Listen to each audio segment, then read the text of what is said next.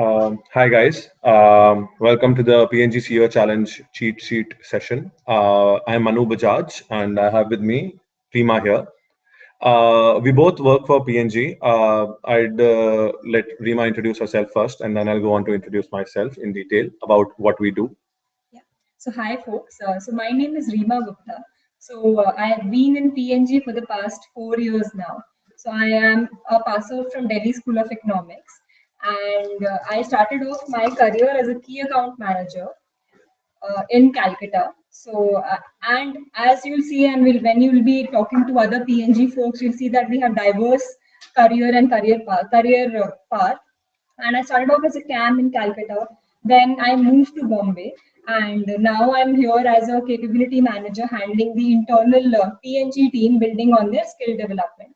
So that's my journey of PNG. I'll just hand over to Manu and tell him to introduce himself. Hi guys, Manu Bajaj. I've been with P&G 2 years now. I graduated from IIM Ahmedabad 2 years back, and I joined P&G in the marketing function. Since then, I've been the assistant brand manager on P&G's biggest brand globally, which is Pampers. So I've been working on baby care. In fact, I interned in P&G on the same brand. Apart from Procter, my hobbies in life include theater, and that's something I'm enjoying in Bombay. So yeah, that's a little bit about us. Just laying out some ground rules for what we're going to do in today's session. We're going to talk through this, and you're going to probably see us as a video or a live streaming video in YouTube. But all questions which you have can be shared at ceochallenge.im@pg.com. Would just like to repeat that: ceochallenge.im@pg.com, and we'll be taking the questions and collecting them and answering them at the end of the session. So I'm sure the email ID is present in your caselets as well. So hopefully that shouldn't be an issue. We'll try to make this quick and wrap this up in an hour, not taking too much of your precious campus time. So the case study, in fact, now we'll be moving away and we'll be moving to the PPT. And if at all you have any queries, if you're not able to hear what we're saying, just shoot an email to the same email ID and we'll be able to help you with that, right? So let's get into the presentation. Just give us a second for that. Yeah. So I hope you guys can see the presentation. Again, the email ID is written at the bottom. Right. So let's go ahead with this. Now, what is the CEO Challenge about? The CEO Challenge will tell you how P&G builds brands globally. But why is it called the CEO Challenge? Why not a marketeer challenge or a sales challenge? That's because P&G has one core proposition, and that is leadership and grooming to become global leaders and CEOs. So what we'll do today is that this is in reference to the case which you already have, which is the Hugo Boss case. So we are going ahead and hopefully you're thinking we're going to tell you something about the case, but let me tell you about the competition first. The CEO Challenge is the biggest competition P&G has for B schools in India. What makes CEO Challenge different from the tons of competitions that you have in campus? This is multifunctional. That's the real life you live in P&G or in any FMCG company in the world. You as a person, it's not just about making a cool piece of advertising. To launch a product on the shelf, there is a team which researches them. There's a team which manufactures it. There's a team which sells it. There's a team which looks after finance. And there's the marketing team which looks after all aspects of marketing. The CEO Challenge looks to give you exposure to real business on decisions that we make on millions of dollars of investment for even more $1 million of business. And what you get to do as part of the CEO Challenge is interact with leadership and hopefully have fun, because what I'm assuming is a lot of you are planning careers in this industry. And trust me, it is a lot of fun to work here. And this is just going to be a glimpse of that, right? Some details about the challenges. The challenge is in fact, in 4 parts. What you're seeing today is the brand manager challenge. This will be followed by the country manager challenge, CFO and COO challenge, and the CEO challenge. And the prizes are huge. You've already seen them on posters. We have more than 400 teams participating from all over India. About 640 participant teams. I'm just being corrected here. And top 20 teams from these will be participating in the country manager challenge. The top 5 teams of the country will be competing, flying to Mumbai and competing and interacting with the P&G leadership, by the way. And the one winner goes to Dubai and interacts and represents India in a regional collaboration, learning, and competition. Right. So the deadlines are there. 12th October is the first round submission. But why are we facing it as the brand manager challenge, country manager? These are the roles which you are likely to play in your path to the CEO. Of course, there are other routes. You might be becoming a key account manager and then becoming a regional manager, onwards to a country manager. This is one of the routes, which is the one we've picked as an illustration to showcase to you what are the jobs a person does in P&G on an everyday basis, and what is the route they are launched. What is the route we've taken? Taken the route of a new launch. You guys have already seen the case. It's the launch of Hugo Boss. P&G, as a company of big brands, in the launch of a big brand, you can clearly see on how every different person in the ladder plays his role. How a person doing sales in the field, how an engineer in the plant, how a brand manager in the head office, how all of them come together like pieces of a puzzle, and we build the monster and lovable brands that we do, right? Uh, so that is the information about the competition. There are some basic rules. All of this is mentioned in your caselets. So would want you to go through these, and if you have any questions, please feel free to shoot an email. Now, this is a term which I picked up from a professor at IMA. It was called the learning contract. It's fairly simple. It enlists what are we going to talk about today and what are we not going to talk about today. What are we going to talk about and what we're not going to talk about. So first, what I'll not do is give you a lecture on what different functions do at P&G. I will not tell you that P&G is the world's best brand management company. We've been around a long time. We have, but this is not the forum for me to tell you that. And I'm not going to tell you anything about Hugo Boss, just in case you were thinking. That happens a lot in campuses, not happening here. And I'm not going to recite Kotler to you. Anyone who's bought that book, well, read it in your free time. But we're not going to talk about that today. What are we going to talk about? We'll give you a P&G example on how do we launch brands. Do you want to take questions while you're talking? Sure, I think we can take questions right There's now. one question that has come, I think, from Dhaval Malhotra. Mhm. In the case file, table 1, the cost given is $M/3 zeros. Please elaborate what exactly is this? Sure. So I'm sure you guys have a lot of questions on these tables and these kind of things. Trust me, we're going to cover this in today. By the way, $M per thousand, $M means thousand. So these are thousands of dollars to reach 1,000 people. But let's take more such cases towards the end. All right. What are we going to do today? We're going to use a P&G example to show you how we build brands and hopefully tell you on how P&G would approach any case presentation. So when you're going to do your marketing cases classes in second year, when you're going to do the strategy cases in second year, hopefully some of this knowledge can come to your advantage on how does P&G solve such problems, right? Well, you thought we were going to tell you about Hugo Boss, but sorry, we're not going to tell you anything about Hugo Boss. Instead, there's a twist.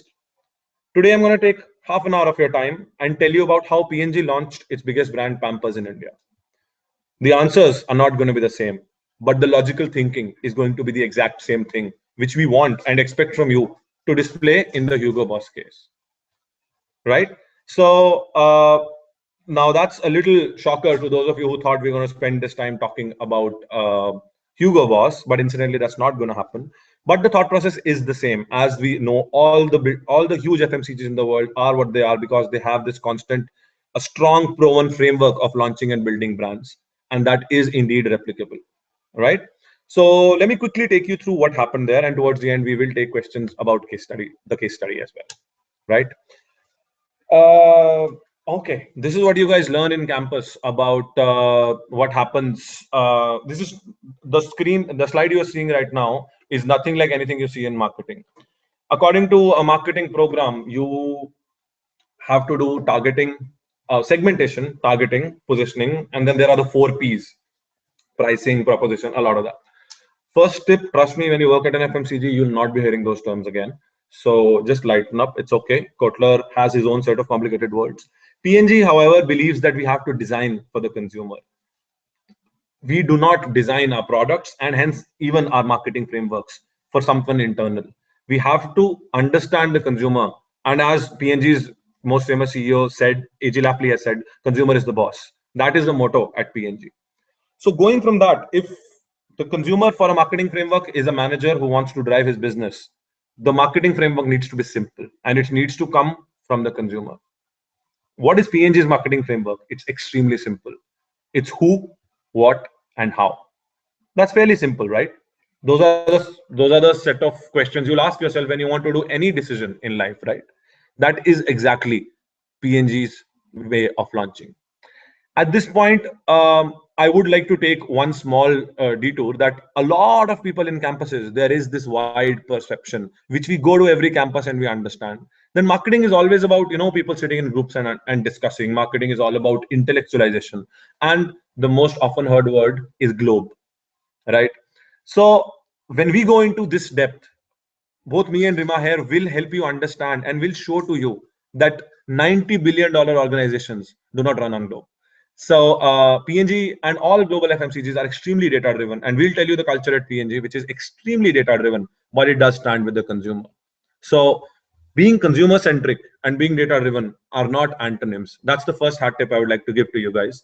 Uh, we can be consumer centric, and yes, even about qualitative things like what does a person feel about his hair, what does a person feel about his skin, what does a person feel about his fragrance, can be quantified and evaluated, right? So that's a theme I'll be coming back to again and again. But now, what's the P&G brand building framework? It's actually quite simple. When you're about to enter or take any marketing decision, the first thing you have to do is assess who else is right there. So if you're in a party and if it's a party which you're very new to, you don't know who you want to talk to and you're feeling very socially awkward. This is how we learned it at a training. What do? You first look around. You want to look at people. What are other people? Who are other people? Who can I talk to? Even if it's an office, if you're new to a college, you're new to a job, you don't know people. The first thing you do is look around the room. You look around the room and you see what are people doing? What are people talking? That's category assessment. Then you identify people whom you might want to go and talk to. That's your who, as simple as that. Then there's a what. But what are you going to talk about? Are you going to talk about Narendra Modi? Are you going to talk about the dollar? What are you going to talk about? You think that, okay, given that we had a training on something today, I'll go talk about that thing. That's what you're going to talk about. And the final is how. Are you going to be extremely sarcastic about it? Are you going to be friendly and cheerful about it? Or are you going to go on stage, grab the mic, and announce yourself in a big bang way to everyone? Right? That's something you will do every day, or that's something you will do whenever you're new to a scenario. Well, that's exactly how P&G launches a brand. There's a little bit of data involved, in fact, a lot of data involved, but that's basically the simple consumer centric way. You have to convince a person who has 1,000 other things to do that they should buy your brand and not buy a competition brand. You have to talk to them. It's like talking to that consumer one on one. You need to identify who are you talking to. You need to think through what are you going to tell them, and then how are you going to tell them. As simple as that. Hopefully, this should be fairly simple, but this is exactly how we at P&G process marketing plans. So if people were looking for a tip for a Hugo Boss challenge, I would want to tell you to probably structure it in this framework. Of course, we would be extremely open to looking at targeting, segmentation, positioning, 4Ps. But yeah, this is more like it. This is the kind of decks we see every day in office. So that's the first tip I'm about to give you, right? Quickly moving forward, how did we launch Pampers in India? Now the baby care category is not just about babies pooping. It is in fact the biggest FMCG brand in the world. Let me tell you about category assessment. The biggest thing, and this is one of the frameworks which P&G decides on how will P&G, where will P&G launch and how will P&G launch its brands. Now imagine the discussion back in 2006 when Pampers was launched in India. The Pampers global team has a choice. Will they launch the brand in India? Will they launch it in the US? Will they launch it in Egypt? The India CEO has a different set of choices. Will he launch Pampers? Will he launch Ole? What brand does he launch? Now, these are exactly the questions. When we solve them in campuses, this becomes extremely vague. There's one argument and then there's another argument. While this one is easy to win in, but this one has a long-term growth. While this has more competition, that is an extremely small category. You keep going to and fro, and eventually I would always agree with what the professor is saying. See, that's where real world marketing is different. How P&G evaluates it is again a fairly intuitive framework, but a very helpful one. Two things are evaluated: size of price, right to win. Again, terms you would want to be seen around and probably some things you can use. But what do they actually mean? If the India CEO is evaluating whether he has to launch Ole or Pampers, what he has to do is look at the marketing plan and see that if I launch Pampers in India over the next 5, 10, and 20 years, what will be the size of business? And this is just not one of those straight forecasts which we do in B school. This is actually to negate an actually realistic forecast which we for the next 5 years have to spend all our days delivering against. So the first thing is, what is the size of price? If I launch Pampers in India and let us say hypothetically I become 60% of the market share, how big will my business be? Will it be making a profit? Big will be the profit? How big will be the revenue? And the second is right to win. How much right do I have to be 60% market share? Every time this is true for every decision people make. If anyone is about to take a risk, you want to know what is the reward and what are the chances of your success. That is exactly the decisions P&G makes. So that is where to play, and I'll tell you how these decisions are made. But thankfully for your case, these decisions are already made. For Hugo Boss, it's already been decided that the product is going to be launched in India. And the right to win is, we are assuming our product and our marketing advertisement, which has already been finalized to some extent, has a right to win. Then we go to how to win. Where to play is our category assessment. How to win is the detailed framework which we make on who, what, how. That is a marketing plan, right? Uh, so now if I'm talking of the category assessment in the first place, what did we know about the Pampers category when we launched it in India? The category was extremely small. The category then at that point in time was $10 million. It's extremely nascent. In terms of FMCG terms, that's peanuts. That's the amount P&G would spend on TV media for probably a Head and Shoulders or Pantene, right? Uh, just putting things in perspective, Head and Shoulders and Pantene are each $100 million brands today. So a category of $10 million is actually peanuts for a country India's size, because even if I were to take 70% share of this category, I would just be $7.5 million, which is not something in which huge multi-billion-dollar corporations play. Then where did the size of price come if the category is so small? The size of price came because we have played with this in many other countries, and we know that P&G has been able to grow the category. When we look at the diaper category in India, who are the users there? Huggies had 75% market share. However, only 1% of the country's babies were using disposable diapers. 99% of the babies were using a cloth diaper, what we call langot at home. That was the diapering solution for most of the babies. They were putting on a cloth diaper, and later on, when the babies grew up, they were just putting them into an underwear. Well, so the biggest opportunity, if I do it right, if I have a right to win versus cloth, is in that 99% of the people converting from cloth users to diaper users, right? The baby diaper category, by the way, is the biggest one of the biggest FMCG categories in the world. Pampers, P&G has about 220 brands globally, and P&G is $90 billion in revenue. Pampers, one of the 220 brands, is just alone 1/7 of all of P&G's revenue. Pampers is a $12 billion brand. It's bigger than Coke.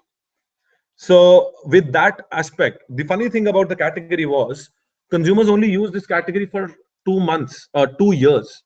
When a person has a baby, they only use it for 2 years, as opposed to a detergent which you start using at 25 or 30 and use it till the end, as opposed to a shampoo which you use till the end. Then how is a diaper category so huge? That's because it's used on the baby, and probably maybe the Pampers diapers offer a benefit to the mother, which is much bigger and better than what that cloth nappy offers. Today, I'm assuming a lot of people here are not aware of that, but let's see, and let me take you through that journey of how we started with that process and we reached the point where we were about to change the category and grow the category. So that's how the journey started. The intent was to grow the category from cloth. it's a tougher choice than to growing from Huggies. We could have easily gotten our source of volume from Huggies, but that's too small. So the size of price is bigger in targeting cloth. That being said, did Pampers have a right to win versus cloth? We thought it did, and I'll tell you how, because that's when we'll go through the marketing framework and you'll realize we offered a superior benefit. Does that work in all the cases? No, it doesn't. If I were to talk about and let me take about an example. Let me talk about fabric softeners. Do fabric softeners have advantage today? Is a very small category. So a new fabric softener can even convert from other fabric softeners or convert the entire laundry users in India. Does it have a right to win today? Probably yes. 10 years back, probably not, because people's habits were not evolved enough to be acceptable to the idea of using a fabric softener. Just like you see a lot of hair conditioners in the market today being used as add-ons to shampoos. 10 years back, that was not the case. So when they launched, if they would have launched conditioners in India in 1990, it would have been very, very tough to grow the market. So Pampers evaluated in 2006 that, hey, it's the right time for people to spend. And this is not taken, these calls are not taken on gut basis. P&G did a huge habits and practices study globally, where P&G realized and found out that how much do people spend on baby care and on diapering? People are roughly willing to spend about 3% of their monthly income on a baby's diapers. Those were the results we got, and hence we realized that India has enough population in the bucket where people can afford continuous use of diapers within that 3% of their income. So that was all the research that was done at the back end. I'm not taking you through the detailed, and that's where the CMK functions come into play. So I'm not taking you through the detailed research on how it was evaluated, because we don't have this question to solve in Hugo Boss as well. But similarly, just with the same amount of data as Hugo Boss, Pampers was also decided to be launched in the country. After this, we move to the who. Now, this is the consumer understanding. This is the bit which is partially already done in Hugo Boss, but of course, there's always room to sharpen it more. If I were to want to ask you guys 10 years back, would you pay for using a diaper every day on your baby? If a diaper is roughly 10, or if a relative were to ask you that they would want to use a diaper on their baby, would you recommend it to them? You wouldn't probably recommend it all the time, because for us, everyone whom we talk to, everyone thinks the only benefit that it offers is basically convenience. What benefit does the diaper offer? It's convenience. That's the only thing and when we went and talked to moms, that's what everyone said, that it's basically convenience. The only thing that it offers to me is that I don't have to wake up at night. Otherwise, there's no benefit of diapers. There were a lot of other things which we heard from consumers. Consumers were also saying that if I don't wake up in the night, I'll be seen as a lazy mom. The most extreme which we heard from consumers was that this diaper is competition to me. That's the kind of extreme reviews we heard from consumers. But we went to consumers and asked, why are they not using it? Why would they not want to use it? The only benefit they saw in a diaper is convenience. And that is also a mother's benefit. That is not a benefit for the baby. When we went and talked to the mothers and understood the problem, there were two, and we classified all their responses into two broad buckets. The first one was relevance of benefit. There are so many people, and I'm sure a lot. When I have not worked on baby care, this is what I thought too. That I have not used a diaper growing up. I grew up fine, and there were a lot of factors at play.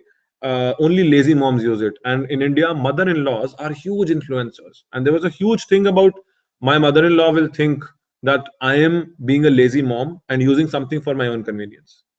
So where was it being used? It was only being used for outings. Now, if the diaper category genuinely only has the benefit of convenience, and the benefit is only and only relevant for your own convenience, then people were right about it, right?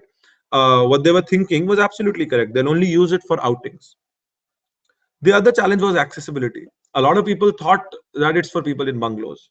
Huggies was 75% of the market at that point in time, and Huggies would was available in packs of about 20-25 diapers costing 300 rupees in 2006. That's a lot. That's a lot of outlay. So what would people say? It's for the people who live in bungalows. And since people were not buying it, it's only available in some 20,000 stores. And that's a vicious circle. If it's only available in 20,000 stores, only people in bungalows have access to it, and only they buy it. Right? So this was the big problem. Like my product is offering a benefit which is not relevant to people. People don't think they need it. That's probably because they misunderstand the benefit. Maybe they understand that all that my product offers is convenience. Anyways, so we understood these moms, and since P&G knew that we had a proposition to offer, we knew from all the other countries that we had a proposition to offer which was more than convenience, that we can, and we'll come to that in the what, but that's something we knew from other regions, and that's something the Pampers global team knew.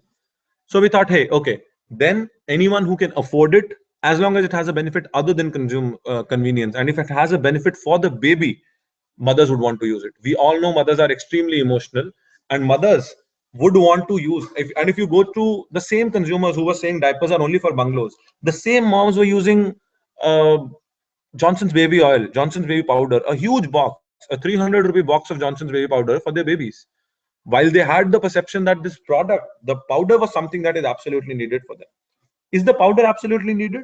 Actually, I don't know. I'm not trying to, make them look worse, but a powder essentially just gives that baby that fresh smell, that baby-like smell, which is what it does. And at times, in terms, when the baby is sweating, it prevents him from rashes. That's basically it, right?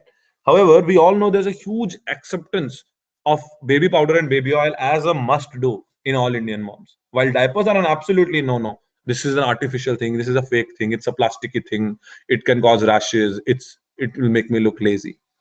But we had a proposition where we could do something similar. So we said, okay, if that is the case, then we'll target all moms with babies 0 to 18 months old living in urban households, SEC A to C. Now, this is the part which in your B school textbooks is called segmentation. Generally, all segmentation, as you would have learned in your marketing courses or you will soon learn, all segmentation happens on the basis of need. Pampers, however, is a rare category. We cannot segment on the basis of need. And why is that so? Because all moms want the same thing for their baby. All moms want the best for their baby with whatever they can afford. Hence, Pampers is the only category in P&G which is segmented on the basis of attitude. These are the mother's attitude towards baby development and towards home care in general. So, what are these moms? There are a lot of types of mom which we enlisted. Two of them you see on the screen. One is an achiever mom. This is the more SEC A, SEC B plus moms who are likely to be early adopters. These are moms who think after a baby is born, they think that the baby should go on, develop himself, should become, and she also has a life after about 2 years of the baby's birth. She'll go back to her career. Maybe not necessarily career. It's about the attitude. It's not about what you can afford. There are people who are in middle class but are still achiever moms because they want to do something for themselves. Maybe follow that painting hobby which they have. And then there are the relationship moms. Relationship moms are the biggest chunk in India. These are the moms who believe that their role is to look after their family and especially their baby. That is their purpose in life. For a premium category like Pampers, again, it's a very counterintuitive choice to focus our target on the relationship mom because it's tougher to convert, right? Well, if the benefit I was offering was convenience, I would have definitely targeted the achiever mom. However, we knew we were offering a benefit which is different and we would be able to convince the relationship mom. The basic key was we had a benefit for the baby. It was a benefit we were offering for the baby. It was a benefit we were not offering for the mother. And if it's for the baby, we are sure the relationship mom will also invest in as long as she can afford it. So if you look at it, there are urban households which are 4,000 to 10,000 rupees in monthly income. Could we go to people below 4,000 rupees of monthly income? Of course we could. Did we? No. Why? Because these people cannot afford it. They are above that 3% barrier limit, right? If you look at someone earning 4,000 rupees a month, a 3% is about a 120 rupees, right? A 120 rupees would get you about 12 in those times about 15 diapers. That means every alternate day you could make your baby sleep in a diaper at that point in time, right? And that was the target we went for. Now this is counterintuitive, but we had a proposition to convert them, right? And it was a baby benefit. Just saying does not mean you always go for the biggest chunk. You decide on the basis of size of price and right to win. Size of price is big with relationship mom, but we do have a right to win there. We do have an insight which will make us win with these moms, right? So this is how the segmentation is done. The prime prospect was the relationship mom. That's again, I would like to take a minute to describe these three terms you see on screen: strategic target, prime prospects, shadow prime prospect. Strategic target is the universe of all people who can potentially be your consumers. Again, it's not again all moms in the current country. No, these are people who can afford it, who, if the communication reaches them and if are in the need of the product, will buy a product. So you see moms with babies 0 to 18 years old. Now every word here is a choice, because that's what marketing and strategy is about. It's making choices. That's what this business and all these things are about. Strategy is basically about closing the 9 out of the 10 doors which you have in front of you and choosing the one which you want to open. There are babies with 0 to 18 months old. In developed countries, we sell diapers for babies up to 3 years old. But in India, moms want to potty train their babies early. Hence, a choice to keep it to 18. Urban areas, deliberate choice, because we know the rural areas cannot afford it. Only above 4,000 rupees a month, again, deliberate choice. Right? Now, that was our strategic target. The next thing is prime prospect. Now strategic target is all people who can potentially buy. The prime prospect is the one you design for. These are the people you design your packaging, everything. It'll be your communication, it'll be your advertising, it'll be the nature of your pack, it'll be your logo, it will be your box. What will you say? Will your ad be in English or in Hindi or in a local language? Will it be shot in a bungalow or shot in a small village? All those things are what you design for, and you design for the prime prospect, which has to be a targeted segment, right? What is the shadow prime prospect? It's someone you don't design for, but they are likely to be a part of the huge movement as and when the entire prime prospect wants to join your category. So when I am designing for the relationship mom, I'm not saying that only those who are willing to give up your individual achievements are the ones who should use. What I'm talking about is a baby inside. Hence, all shadow moms, which is the achiever moms here, are by default likely to join us, right? So these are things which P&G likes to define, because later, when you have 2,000 marketing ideas to choose from, 10,000 distribution ideas to choose from, about 50 packaging designs to choose from, you design from the prime prospect, and calling it out in the beginning is extremely important. All right. So this is how a who slide looks in P&G. A lot of it must is already there in Hugo Boss for you, but this is how P&G likes to segment people. It's ideally on the basis of need, and some of this segmentation is already present in the cases. But any more questions on this, and we'll take this forward, right? So after we've talked about the who, the next is the what. When you sell a product, what makes a product? A product, if I was to sell you a thumbs up, the thumbs up would involve the black cola which is inside, which is the product, and how does it perform. When you taste it, do you feel refreshed?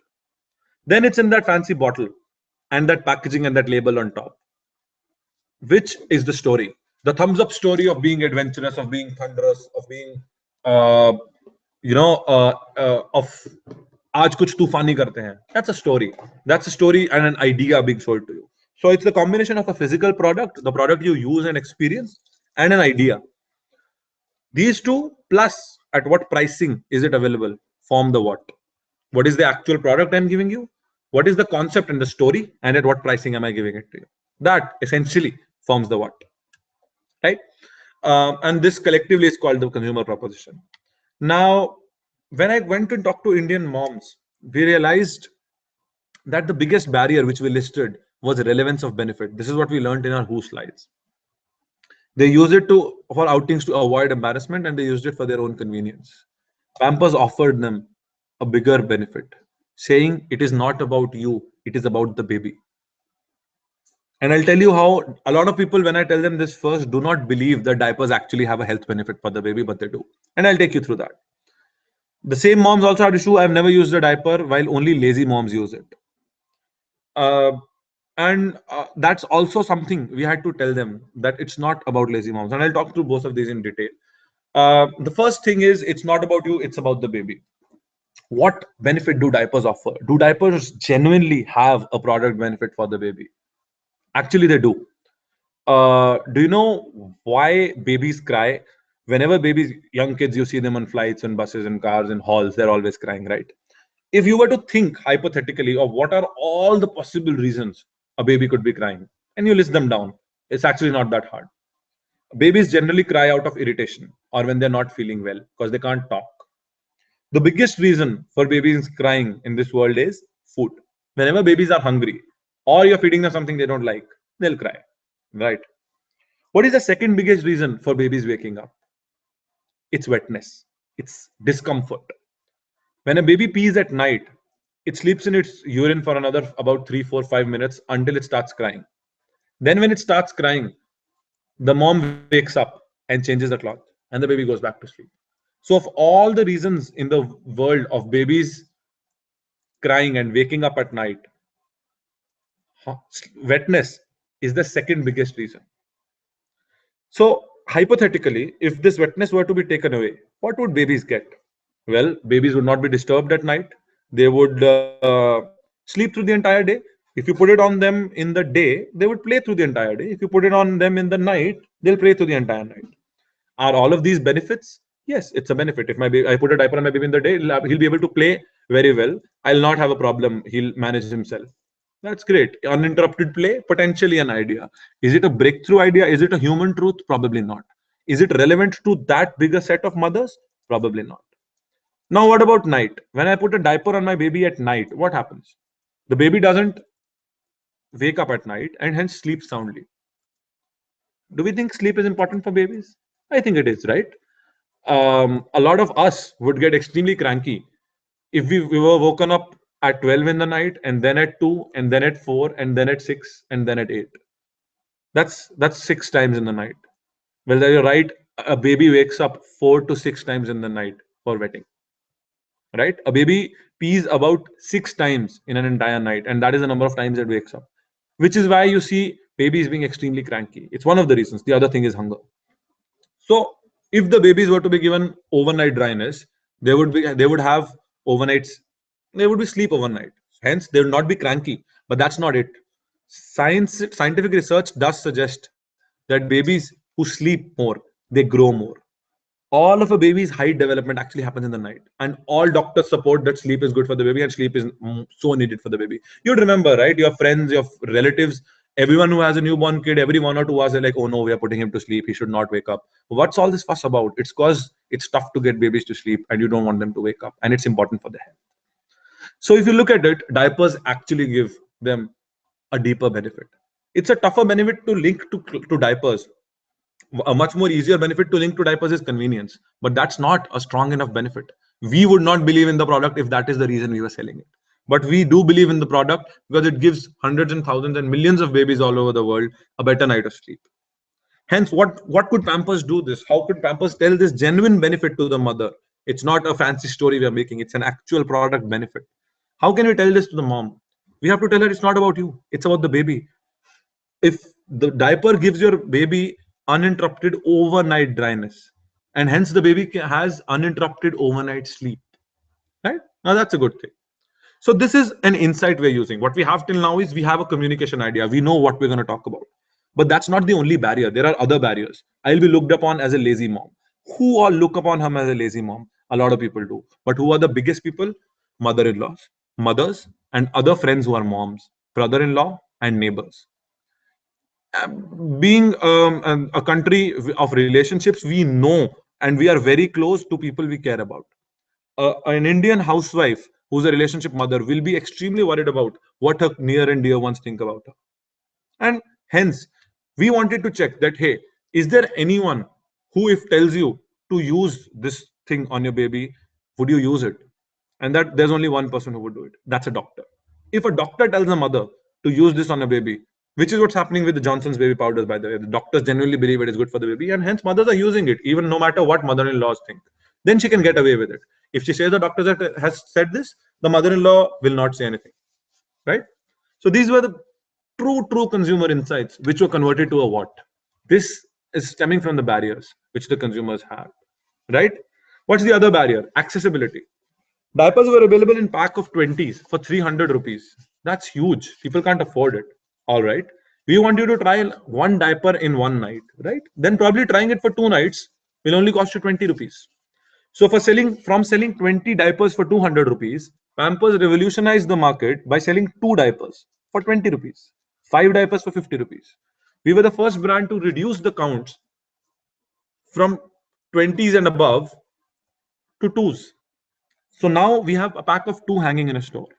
And you remember the other thing, that is not deeply distributed. It's only limited to big stores.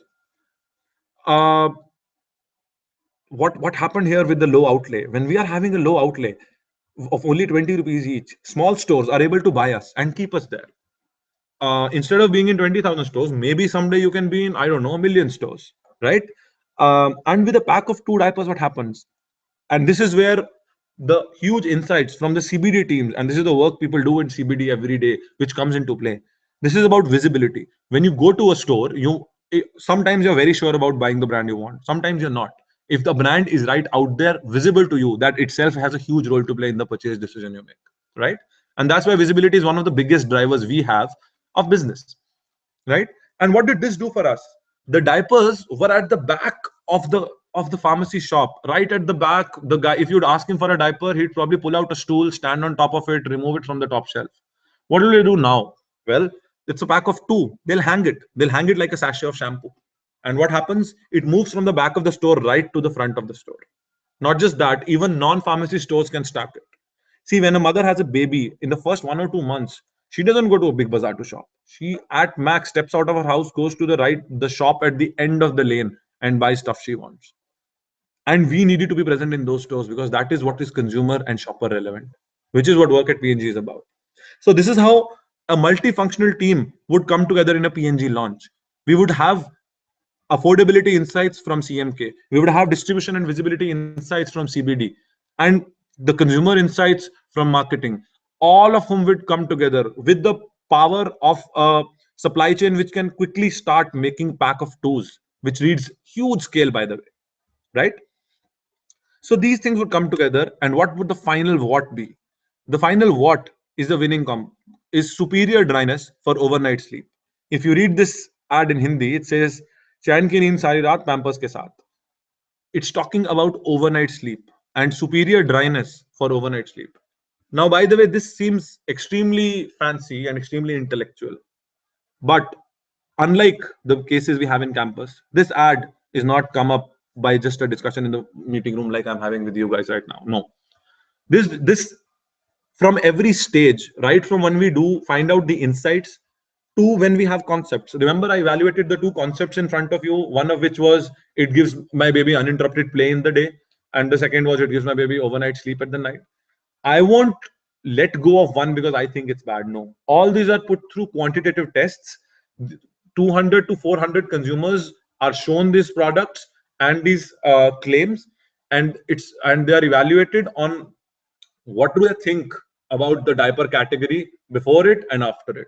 The one which makes the maximum difference, and it's a quantified research done with our research partners like AC Nielsen, etc., who will then come up with this final answer on yes, this is the claim which has the maximum amount of winning, maximum amount of conversion from non-users to users, right? So this is the final test, and again, all this is one mistake which a lot of people in B schools, I myself did. We thought, hey, all ads need to be cool. There's a difference between doing the cool thing and the right thing. Now I'll tell you another thing about baby care, the category. Baby care, the category, a mom joins the category today. In 2 years, she leaves the category. So from today till 2 years after today, all my consumers are new. I can't be complacent that I've now recruited 60% of the consumers. Technically, it is possible to go from 100 share to 0 share in 2 years because all your loyal consumers move out and all the new consumers are going to someone else. In such a category, as you will see, it's been 8 years since Pampers was launched in India. We've been essentially talking the same message, just in different ways. If you look at Pampers advertising, now that you've gone through this case, you'll probably, for a few days, see a little bit of Pampers and observe it. You'll see Pampers advertisement still talks about overnight sleep, uninterrupted overnight dryness for superior overnight sleep. That is exactly what we talk. We talk it in different ways. Today, it's probably being talked as overnight, a night full of sleep for happy mornings. But we're still talking overnight dryness and overnight sleep, right? Now, these concepts are tested with consumers, and then they have to be consistent. Brands are built by consistency. Hence, this is the concept which Pampers has globally in all markets where we need to develop, but we have tested this in India and it did win, right? So this was the final communication. we've decided we're going to talk to this mother who lives in SEC A to C, really cares about her baby in terms of attitude, wants to give her the best thing, wants to give him the childhood she never had, wants to attach all her aspirations and dreams to this baby. And what are we going to tell her when we go to her? We're going to tell her that you should use diapers, not for yourself, for the baby, because there's a benefit for the baby. It gives him superior dryness for overnight sleep. And we're also potentially going to bust some barriers that it doesn't make you look lazy. Let's see how we're going to bust those barriers as well, right? We come to the launch plan. Now, this is how a launch plan looks like. You would have read about 360-degree marketing in all your courses, but this is essentially a lot of that stuff and more. I'll take you through all the elements of a P&G launch plan on what happens. There can be more ways to it, and even this can be enough. So let's go through this on how what was relevant for Pampers. For Pampers, we had to do two things. We had to say Pampers is great. By the way, Pampers is the best diaper. But we also had to say that diapers are good. You need to use diapers. And we had a rational line of communication and an emotional line of communication. I'm going to play the ad for you right now. Let's see if you guys are able to see this. And otherwise, if hmm, just give us a second.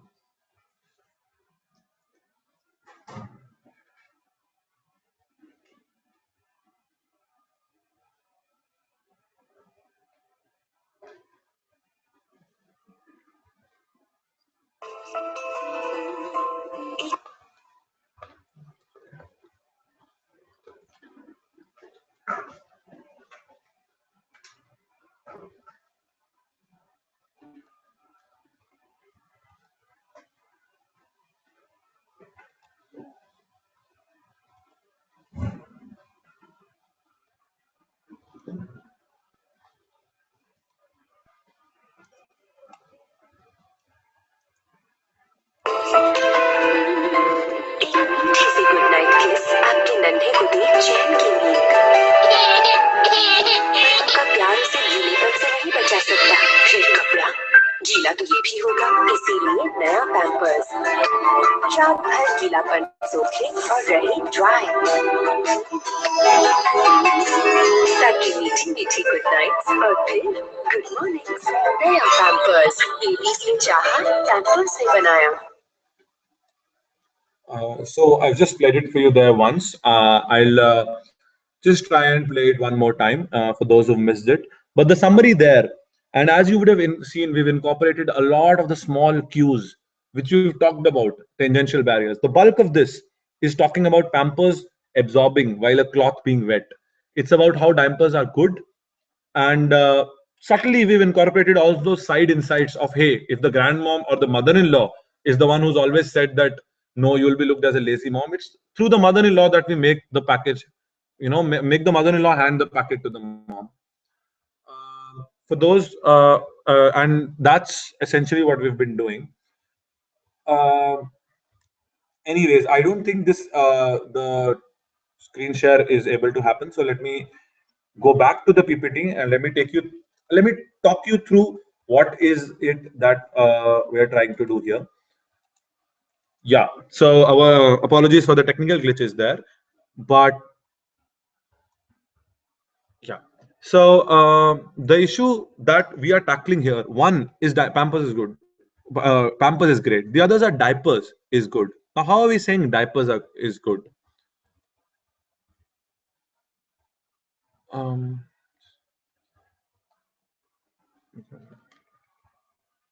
Just a second.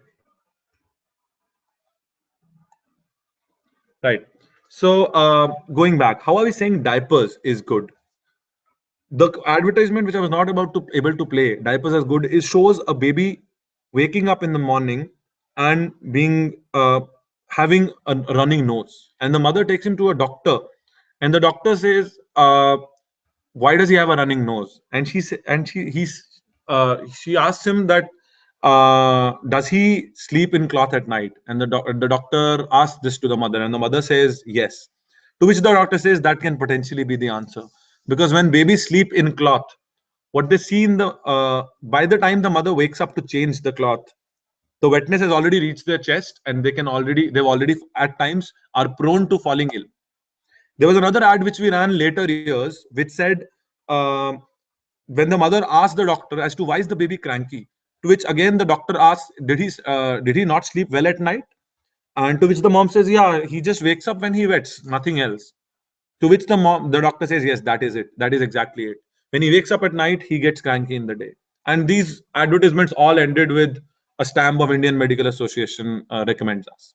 Well, what are these two ads doing? Exactly what's there on the screen. Pampers is great and diapers are good, right? So these two ads, by the way, have still been running. Even today, if you go, you'll see two versions of Pampers ad. One of the ad will be talking about how you should use diapers. If you look at the diapers are good ad, it says use good disposable diapers. For example, Pampers, right?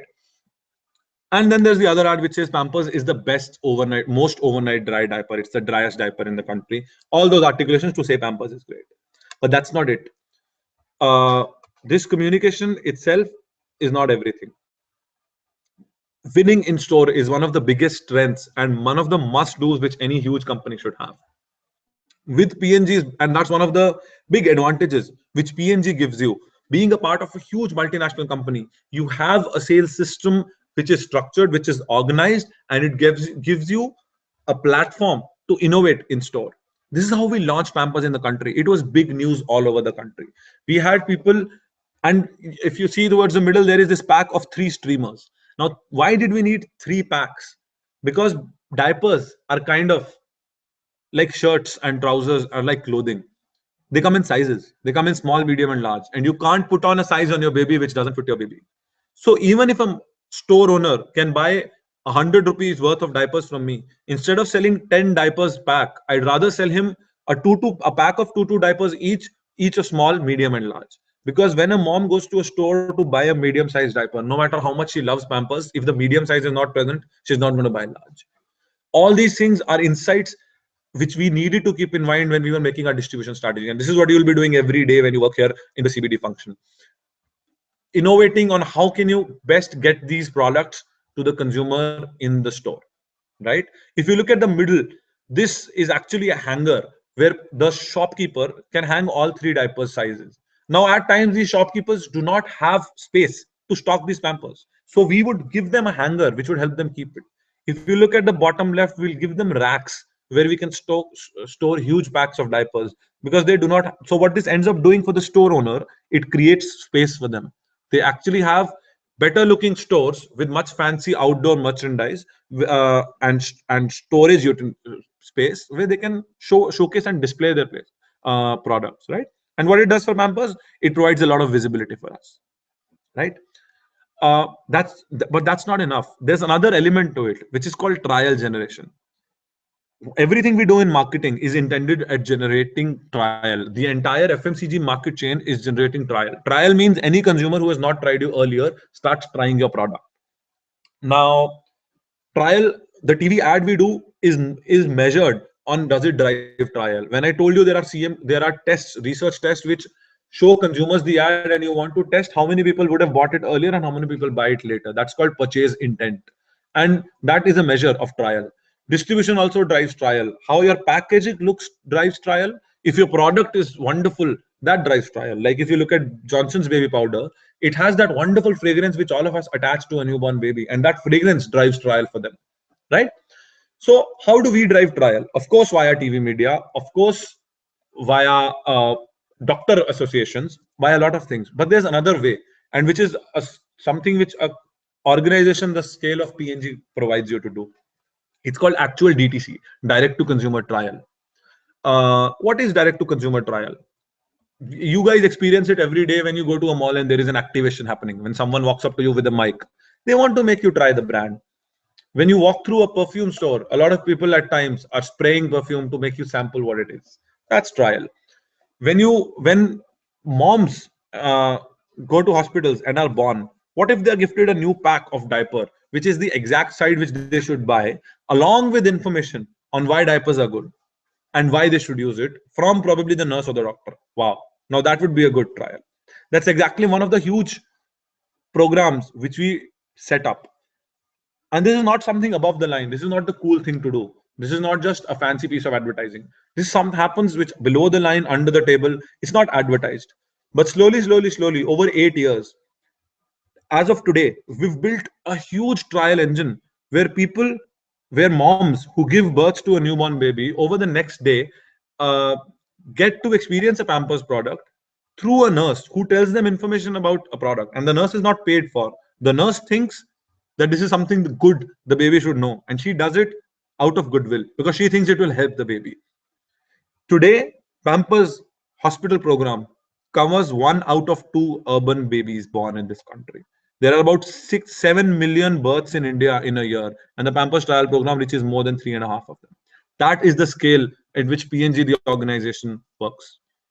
A lot of you, a similar example here is for our sanitary napkins category, which is Whisper. A lot of women, girls in their schools might have gone through this program because P&G runs a huge school program where we go to girls in schools between the in classes 6, 7, and 8 and talk to them about growing up and also about sanitary napkins and hygiene. If I were today to invent a market entry program for shaving, there are 2 types of trial programs. One, people who are already in the category, and the second is point of market entry, when people just potentially become a consumer. Not both are relevant for all sort of categories, and you need to decide which is more relevant for your category. For Pampers, in fact, both are important. If someone didn't get a Pampers diaper at their birth, but 4 months later is using a cloth napkin, I would want to reach her home and probably give her a Pampers product along with a demo on, hey, why is this great? And then later, when she's going to buy those Pampers month on month, that investment of reaching her is going to get more than fair share of returns, right? So Pampers has both these trial programs. It has this hugely successful hospital program. It also has a door-to-door selling program where we go to people's doors, we knock on them and we ask if they have a baby between 0 to 2 years of age. If they do not use Pampers, what do they use? If they use cloth or any other diaper, we tell them on why you should use Pampers. On this is the entire benefit which this product offers. And at that point of time, we don't wait for them that we've told you the information. Now, next time you'll go, you'll buy it. No, we sell it to them at that point of time. That's the scale with which P&G maximizes its function.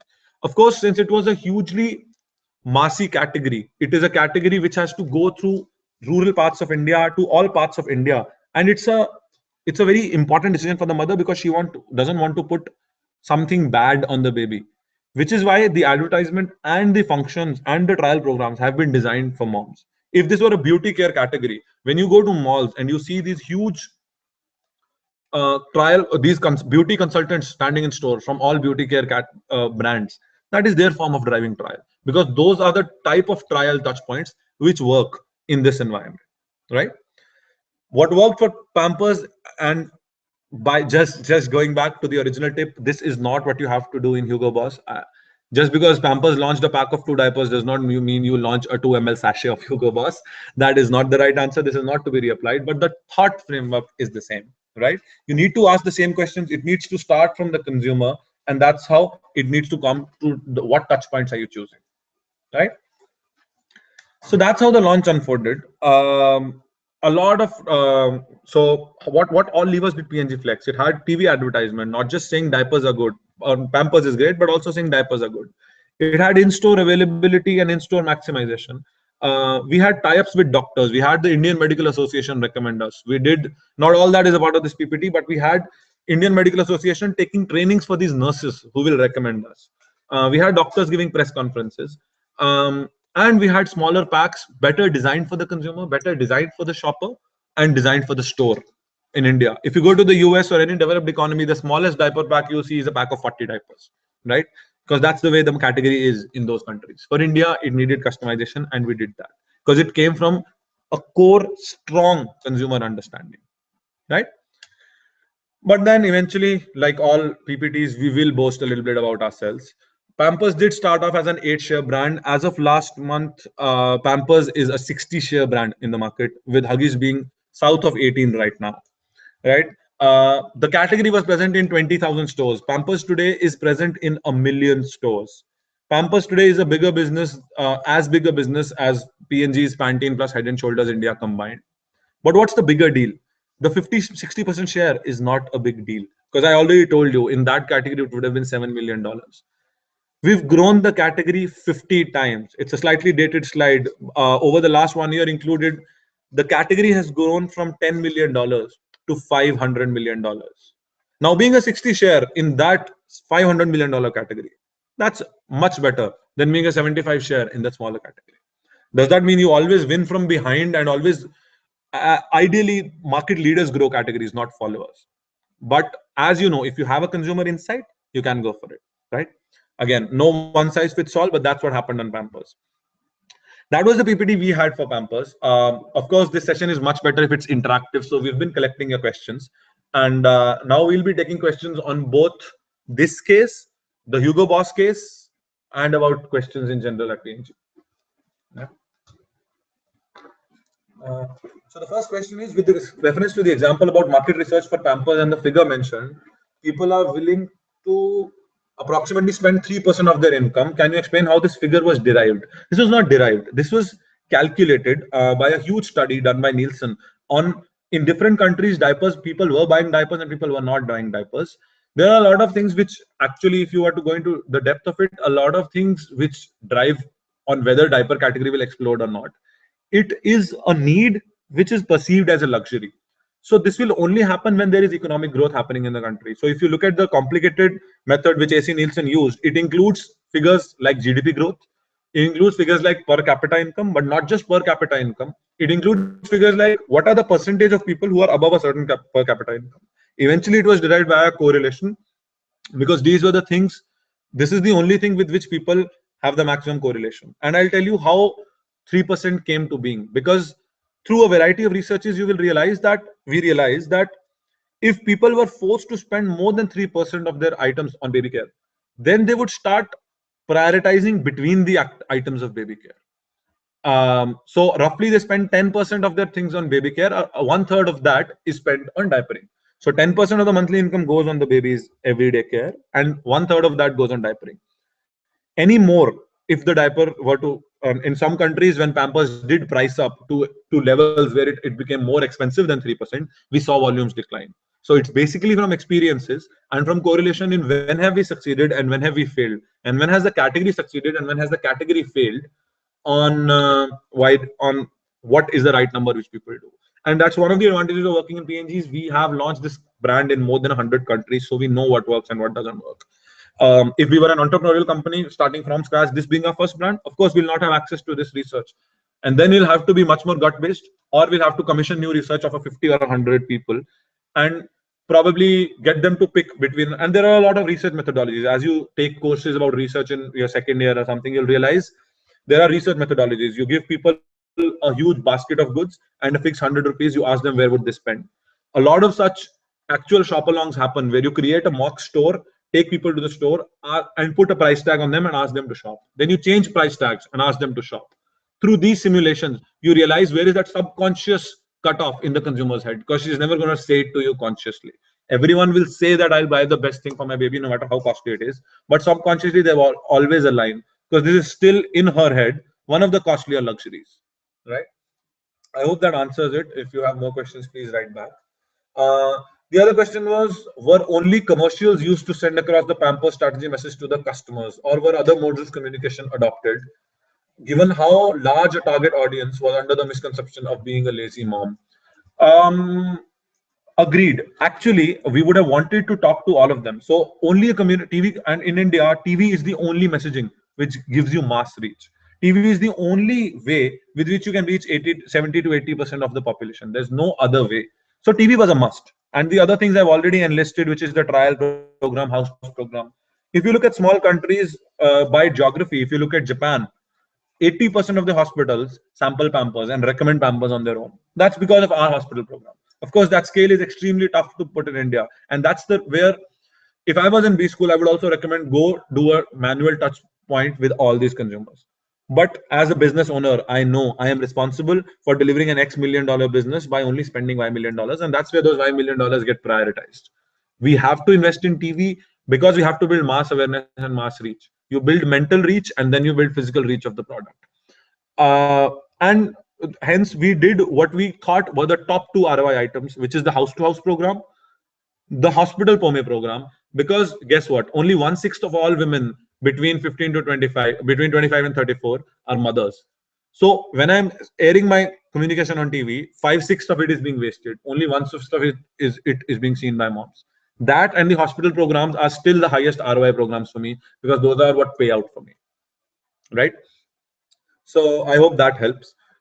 We did one, two or three more things as I took you through later, but that's pretty much all we did because you'd rather do a few things but do them well than do 200 things and not reach anyone enough, big enough a sample size to make a difference, right?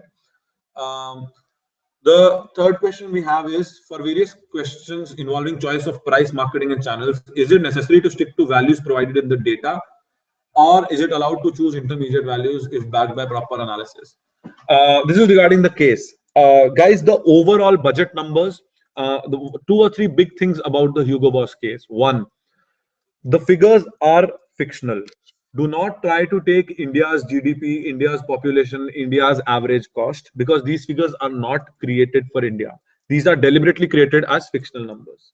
Now, what I took you through today was an approach, and what we are okay to see in your presentations is an assumption and an approach. I've assumed X, and hence I've taken this call. For example, like I told you, there are 3 or 4 concepts. Of course, if you want to test a concept, you can say we'll test this concept. I am assuming this one will win, and you can go ahead with that. Of course, you can't do that, right? When you look at data, the big overall data in the case, which is the overall money that you have, all that data is sacrosanct, right? All the data is extremely sacrosanct. But if you look at small data, for example, there's a table on the last page which talks about trial media and the various costing. That data is directional, as you'll receive in some of our tips and tricks, which we also send across. That data is directional. You can make assumptions, but make sure they are in line with the overall large data points. The case does not have small data. It has overall directional data like total budget, total reach. Ensure you stick to those. The idea here is to get the right approach. It is not to get the right numbers. I would just want to stress this again and again. The idea is about the right approach and not about the right numbers. So you will have to take assumptions. We've deliberately not given all numbers out there because this is not an analysis case. This is a business case. You don't have all the numbers all the time. To make our assumptions, we do researches. You guys can just make assumptions from scratch. So on the data, stick to the big values, which are the overall budget, overall market size, overall consumer segments. For exactly granular details given in the tables, you take them as directional data. All right. Hope that clarifies. There is no mention of a brand ambassador for the product in the case. If at all we plan to include one, can we assume any cost that we might incur? A brand ambassador was not relevant for Pampers. For fragrances, it might or might not be relevant. If you do plan to include it, you can't assume any cost. You can, you can assume a cost, but do not assume an extremely low cost. Be realistic in the cost you assume is my suggestion there. You cannot be looking at hiring George Clooney and it will not costing you more than 5 lakhs. So that is well, a little bit not so sensible. And this money will come out of your overall marketing budget. So that's one of the challenges all these huge brands do face. When you see an Head and Shoulders ad featuring Kareena Kapoor, they could have chosen a normal model and actually spent all that money on TV media and house to house reach and door to door program or more media. So do include that cost if you want to in the overall cost. So the brand ambassadors cost you can guess on your own, but do not totally leave it as external cost. It will be a part of the P&L which you make. since we, as business owners, we are all um, owners of the P&L, and we have to, we are answerable for the target, profit target which we have to deliver, right? Yeah. We'll be waiting for about a couple more minutes, and of all the new questions that are coming in.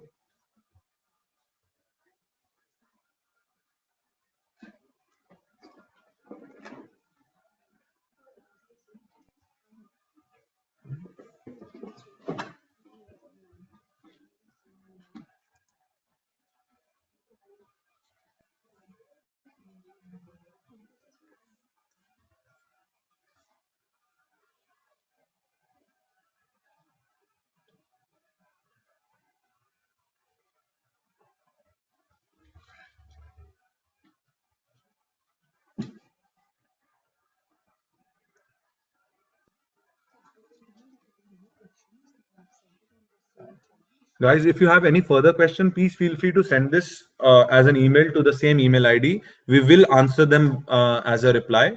All questions will, no question will go unanswered. So that was us here at P&G.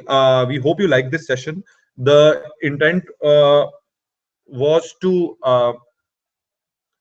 take you through what it would feel like if you're working for P&G and doing this role, doing any of the different roles which you might have to do in P&G when you join. And